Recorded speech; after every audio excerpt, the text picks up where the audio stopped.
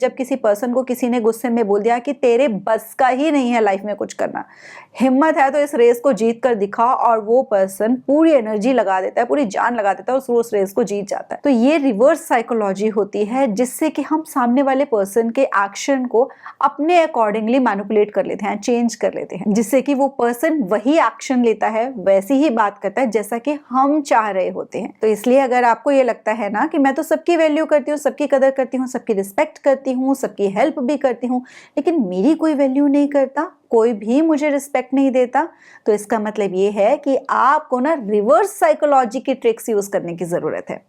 हाय, कैसे हैं आप? मैं हूं डॉक्टर शिखा, और आज के वीडियो में मैं आपके साथ 6 बहुत ही सिंपल ट्रिक्स शेयर करने वाली हूं, जिससे कि आप रिवर्स साइकोलॉजी को यूज करके अपनी वैल्यू को बढ़ा पाओगे लोगों की नजरों में, और वो आपकी पहले से ज्यादा कदर भी करेंगे और आपकी रिस्पेक्ट भी करेंगे। मगर वीडियो शुरू करने से पहले, इनकेस आप मेरे चैनल पे आज पहली बार आए हैं तो चैनल को सब्सक्राइब करके नोटिफिकेशन बेल पे क्लिक करना बिल्कुल मत भूलना, अदरवाइज यूट्यूब की इतनी बड़ी सी दुनिया में मैं गुम हो जाऊंगी, हो सकता है दोबारा आपको कभी मिलूं भी ना।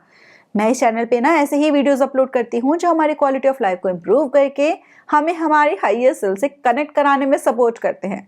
तो without any further delay let's begin. तो सबसे पहला ट्रिक ये है कि आपको स्कार्सिटी प्रिंसिपल को यूज करना है। कि जब भी आप देखोगे कि किसी चीज की जब सप्लाई एकदम से आनी कम हो जाती है, जो चीजें कम मिल रही होती हैं हमें, उनकी वैल्यू ज्यादा होती है, उनका प्राइस हमेशा ज्यादा रहता है, हर कोई उनको खरीदना चाहता है। जैसे कि अगर डायमंड है वो कम है तो उनकी वैल्यू ज्यादा है। तो इसलिए अगर आप भी चाहते हो कि आपकी वैल्यू इंक्रीज हो लोगों की नजरों में, तो आपको हमेशा लोगों के लिए अवेलेबल नहीं रहना है। आपको वर्क करना है अपनी पर्सनल गोल्स पे, अपनी ग्रोथ पे, खुद के साथ टाइम स्पेंड करना है आपको। लोगों के अलावा भी आपकी अपनी लाइफ में कुछ इंटरेस्ट होने चाहिए, कुछ हॉबीज होनी चाहिए, अपनी कंपनी को आपको एंजॉय करना आना चाहिए। जितना आप थोड़ा सा स्पेस मेंटेन करके रखोगे ना और अपनी कंपनी को एंजॉय करना शुरू करोगे, अपना बेटर वर्जन बन रहे होगे, अपने गोल्स पे वर्क कर रहे होगे, उतना आपकी जो वैल्यू होती है लोगों की नजरों में इंक्रीज हो जाती है। वो आपको ज्यादा वैल्यू करना शुरू कर देते हैं, ज्यादा रिस्पेक्ट करते हैं, क्योंकि उनको समझ में आ जाता है कि ये पर्सन का जो टाइम है ये बहुत वैल्यूएबल है। जितना ये मैसेज जाता है लोगों के पास कि आप अपनी लाइफ में बिजी हो, अपनी ग्रोथ में, अपने गोल्स पे वर्क कर रहे हो, उनके अलावा भी आपकी लाइफ में और प्रायोरिटीज हैं, उतनी ज्यादा आपकी वो वैल्यू करना शुरू कर देते हैं, उतनी ज्यादा वो आपकी बातों की और आपके टाइम की भी रिस्पेक्ट करते हैं। नंबर 2 ये है कि कई बार हम क्या करते हैं कि लोगों के नजरों में इंप्रेशन जमाने के लिए कि वो हमारी ज्यादा वैल्यू करें, हम अपनी ना बहुत तारीफें करनी शुरू कर देते हैं। मैं तो क्लास में हमेशा टॉप करती थी, मैं तो खाना बहुत अच्छा बनाती हूँ, सब मेरी तारीफ, मैं तो जहाँ जाती हूँ सब मुझे ही देखते हैं, मैं तो इतनी सुंदर हूँ। ऐसा करने से हमारा कोई इंप्रेशन नहीं जमता, कोई हमें वैल्यू नहीं देता, कोई हमारी रिस्पेक्ट नहीं करता। इसके बजाय हम ना एरोगेंट साउंड करते हैं, ईगोइस्टिक साउंड करते हैं, हम प्राउड ही लगते हैं लोगों को और वो हमसे दूर रहना चाहते हैं।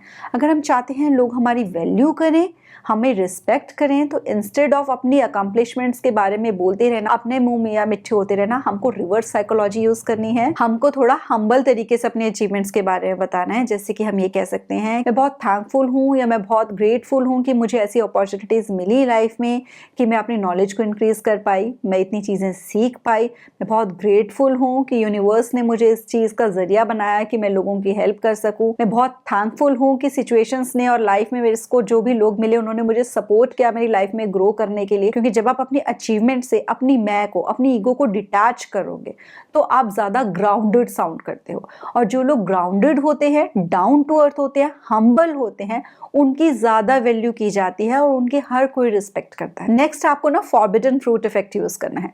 फॉरबिडन फ्रूट इफेक्ट का मतलब ये है कि अगर कोई आपसे हेल्प मांगे, आपसे किसी चीज को लेकर आपकी सपोर्ट चाहता हो, तो उसको आपको ना एकदम से हाँ नहीं कर देना। एकदम से ऐसा नहीं होना चाहिए कि आप अपने सारे काम छोड़ दो और उसी टाइम भाग खड़े हो। बहुत इमरजेंसी वाली सिचुएशन हो तो एक अलग बात है, और मैं ये भी नहीं आपको कह रही कि आपको हेल्प या सपोर्ट नहीं करना होता, लेकिन आपको उनको ये बताना होता है कि मैं कुछ काम कर रही थी, मैं आपकी हेल्प कर देती। अगर आप अपना कोई बहुत जरूरी काम कर रहे हो और आपका जेन्युइन है रीजन, तो आपको वहां पर मना भी करना है, ताकि सामने वालों को पता चले कि जो आप काम कर रहे हो वो आपके लिए इंपॉर्टेंट है। या फिर अगर आपको अपना कोई काम छोड़कर उनका काम कर रहे हो, तो आपको उनको बताना है कि मैं अपना ये काम कर रही थी, कोई बात नहीं, मैं इसको बाद में कर लूंगी, मैं पहले आपका कर देती हूँ, ताकि उनके पास ये मैसेज जाए कि आप एक्स्ट्रा माइल जा रहे हो उनकी हेल्प करने के लिए, जिससे कि आपकी रिस्पेक्ट बढ़ जाएगी उनकी नजरों में। अगर आप हमेशा अवेलेबल रहोगे तो उससे उनको लगेगा कि आप फ्री ही तो थे, थोड़ी कोई बात नहीं, अगर आपने काम कर भी लिया तो कौन सा आप कुछ और कर रहे थे, कौन सा आपका कोई काम डिस्टर्ब हुआ। तो इससे वैल्यू कम हो जाती है। हम जो एफर्ट्स कर रहे होते हैं, जो हम वैल्यू एडिशन कर रहे होते हैं उनकी। लेकिन जब ये मैसेज आता है कि हम भी अपनी लाइफ में बिजी हैं, हमें भी और ज़रूरी काम है, लेकिन उसके बावजूद भी हम उनकी हेल्प कर रहे हैं, उसके बावजूद भी हम उनके लिए अवेलेबल है, उनको सपोर्ट कर रहे हैं, तो उनकी नज़रों में हमारी वैल्यू और हम जो भी काम कर रहे हैं उसकी वैल्यू और ज़्यादा बढ़ जाती है। नेक्स्ट ना, ये हम सबको लगता है कि हम जब किसी और को सॉल्यूशंस देंगे या उनको सलाह देंगे लाइफ से रिलेटेड अच्छी या किसी भी उनके काम से रिलेटेड, तो वो हमारी ज़्यादा रिस्पेक्ट करेंगे। हम उनको अच्छे सजेशंस देंगे, उनके बच्चों को क्या करना चाहिए, घर कैसा होना चाहिए, उनको वेट लूज करना चाहिए कि नहीं करना चाहिए, बेबीज कब कर लेना चाहिए, तो वो बहुत खुश होंगे कि इनको मेरी कितनी चिंता है ना, और हमारी वो वैल्यू करेंगे। जबकि इससे उल्टा होता है, मुफ्त में सलाह बांटने वालों से ना हर कोई दूर भागता है। तो अगर हम चाहते हैं कि हमारी वैल्यू दूसरों की नजरों में बढ़े, लोग हमारी वैल्यू करें, हमारी कदर करें, तो हमको यहाँ पे रिवर्स साइकोलॉजी यूज करनी है और हमको एडवाइस बांटने की जगह लेनी शुरू करनी है उनसे। हमको उनसे सजेशंस लेने हैं। जब हम उनके साथ अपनी कोई बात शेयर करेंगे और उनसे हम जानना चाहेंगे कि आपको क्या लगता है कि अगर आप मेरी जगह पे होते, सेम सिचुएशन में होते, तो आप क्या स्टेप्स लेते, आप क्या करते, आपको क्या लगता है मुझे क्या करना चाहिए। तो इससे ना सामने वाले पर्सन को लगता है कि आप उनको कितना मतलब इंटेलिजेंट समझ रहे हो, कि आप उनकी एडवाइस ले रहे हो। और जब कोई हमारी एडवाइस लेता है ना, तो ऑटोमेटिकली हम उसकी तरफ अट्रैक्ट होते हैं, ऑटोमेटिकली हम उसकी ज़्यादा वैल्यू करना शुरू करते हैं, उसकी ज़्यादा कदर करना शुरू करते हैं, क्योंकि हमें ये लगता है कि ये पर्सन ना हमको बहुत इंटेलिजेंट समझता है। उनको ये भी मैसेज आता है कि हम उन पर ट्रस्ट करते हैं। तो जब हम ट्रस्ट करते हैं किसी पे, तो उससे हमारा रिलेशनशिप स्ट्रांग होता है, और जितना हमारा रिलेशनशिप किसी के साथ स्ट्रांग होगा, उतना ही ज्यादा वो हमारी कदर करना शुरू कर देते हैं। नेक्स्ट, आपको ना दूसरों को रिवर्स कॉम्प्लीमेंट्स देने हैं। रिवर्स कॉम्प्लीमेंट कैसे होंगे कि किसी ने कुछ बहुत अच्छा किया है, तो आप एकदम से ये नहीं बोलोगे, एकदम से स्ट्रेट तारीफ नहीं कर दोगे कि वाह ये चीज बहुत अच्छी हुई। फॉर एग्जाम्पल, आपको लगा कि इस पर्सन को बुक्स की बहुत ज्यादा नॉलेज है, तो आप स्ट्रेट फॉरवर्ड ये नहीं बोलोगे कि अरे वाह आपको तो बुक्स की बहुत ज्यादा नॉलेज है, आप तो बहुत इंटेलिजेंट हो। जब आप ऐसा बोलते हो ना, इस तरीके से बोलते हो कि हाँ आपको डाउट था कि कोई इतना भी बेटर हो सकता है और उन्होंने वो काम कर दिखाया, तो ऑटोमेटिकली उनकी नजरों में आपकी रिस्पेक्ट जो है वो बढ़ जाती है। और साथ ही साथ ना वो फिर ये और एफर्ट्स करना शुरू कर देते हैं ताकि वो आपको प्रूव कर सकें कि वो कितने बेटर हैं। वो ऑटोमेटिकली आपको अंदर से पसंद करना शुरू कर देते हैं और आपकी ज्यादा वैल्यू करते हैं। नेक्स्ट ये कि ना, आपको थोड़ा सा अनप्रेडिक्टेबल भी रहना है। अगर आप खुली किताब ही बने रहोगे सबके सामने कि सबको आपकी लाइफ के बारे में सब कुछ पता है, कि आपके क्या प्लान्स हैं लाइफ में, क्या गोल्स हैं, बच्चे क्या करेंगे, आप लाइफ में क्या करोगे, अब क्या चल रहा है, हस्बैंड क्या कर रहे हैं, इन लॉज क्या कर रहे हैं, पेरेंट्स क्या कर रहे हैं, आपकी अगर अपनी जिंदगी की हर बात को, हर प्लान को आप सबके साथ डिस्कस करते चले जाओगे ना, तो वो आपकी वैल्यू नहीं करेंगे। तो इसलिए आपको ये अननेसेसरी चैटर नहीं करते रहना, और स्पेशली जब आपको लगे कि सामने वाला पर्सन सुनने में बिल्कुल भी इंटरेस्टेड नहीं है।